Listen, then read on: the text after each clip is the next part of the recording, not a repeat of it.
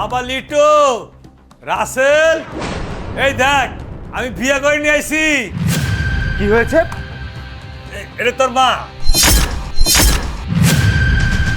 বাবা তুমি এসব কি বলছো? তোমার কি মাথা খারাপ হয়ে গেছে? বুড়া বয়সে কি তোমার ভ্রমণতে ধরেছে নাকি? তুমি কি উল্টাপাল্টা কথা বলছো?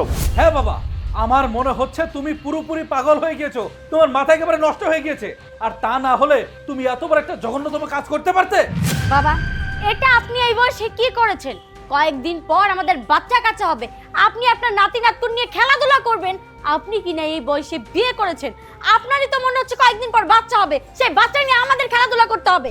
সিসি বাবা, আপনি যা শুরু করেছেন, আপনার ছেলে দুটো মনে হয় এলাকায় আর মুখ দেখাতে পারবে না, আর আমাদের মুখ তো সবসময় ঢেকেই রাখতে হবে। বাবা, আমাদের মনে হয় এই সংসার থেকে চলে যেতে হবে।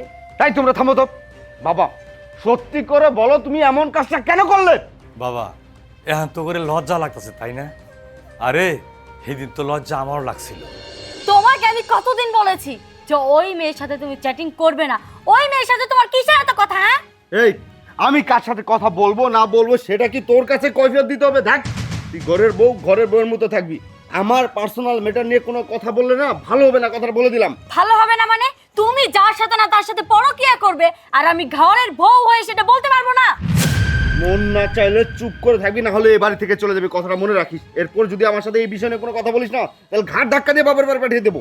আরে শোনো, আচ্ছা, আমার কথার কি কোনো দাম নাই? তোমার যে বারবার বলি ওই মেয়েটার সাথে তুমি দেখা করো না, তারপরে তুমি কেন বারবার ওর সাথে দেখা করো? এই চুপ করে থাকো তো। এই আমি তোমারে কতদিন কইছি সকিনারে আমি ভালোবাসি। তোমারে যখন বিয়ে করছি তার আগে থেকে ওর সাথে আমার সম্পর্ক। আমি তো তোমারে বিয়ে করতেই চাইছিলাম না, আব্বার জোরাজোরির কারণে আমি তোমারে বিয়ে করছি। দেখো আমি তোমারে নিয়ে সংসার করতে চাই না, এত যদি আমার সংসার না করতে মনে চায় চুপচাপ বাপের বাড়ি চলে যাইতে পারো। আমি সকিনারে নিয়ে খুব সুখে থাকবো, ঠিক আছে? না, তোদের নিয়ে আর পারলাম না। ঘরে এত সুন্দর বউ রাইখে তোরা পরকে প্রেম করস, ভালোবাসা করস। সি সি সি, বাবা হয় আমি সইতে পারি না। আরে তোর জন্য আমার জীবন যৌবন বিসর্জন দিয়ে সব কিছু রক্ষা করছি। না, এর বিদ একটা করতে হবো। এই অশান্তি দূর কর লাগে একটা ব্যবস্থা করতেই হবো। বাবা এখন তোরা বুঝতে পারছস? আরে আমার এই সংসারে একমাত্র অশান্তি তোদের নিয়ে। তোদের ছোট রাইখে যখন তোর মা মারা গেল, তারপর থেকে কুলে পিঠে করে তো করে মানুষ করছি, সেবা করছি, খাওয়াইছি, গোসল করাইছি। অনেকে বলছে তুমি একটা বিয়ে করো, আমি না, আমি স্বীকার করি নাই। কারণ আর একটা বিয়ে করলে তোরা সতীনের ছেলে হয়ে যাবি, তোদের কষ্ট হবো।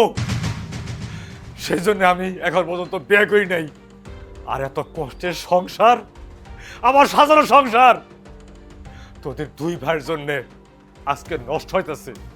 আরে তোদের ঘরে এত সুন্দর বউ রেখা তোরা অন্য মেয়ের সঙ্গে ভালোবাসা করিস, সময় কাটাস।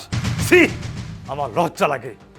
আর তোদের কানে পানি দেওয়ার জন্যে আজকে আমি এই নাটকটা সাজিয়েছি।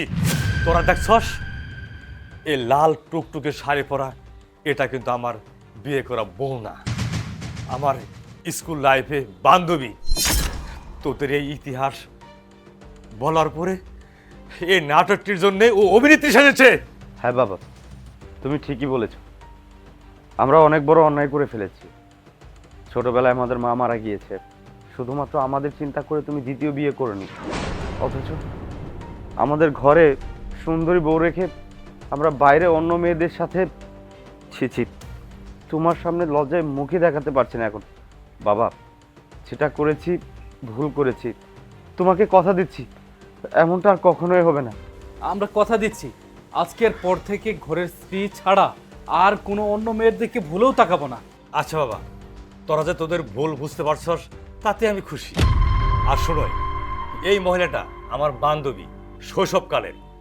তোদের ইতিহাস যখন বললাম তখন সে এই নাটকের অভিনয়ের জন্য আমার সঙ্গে শেয়ার করেছে। আসলে আমার বান্ধবী, আমার সন্তান, আমার পুত্রবধূ। চলো একটু চা খেয়ে যাও। আসুন আন্টি। হ্যাঁ আসুন।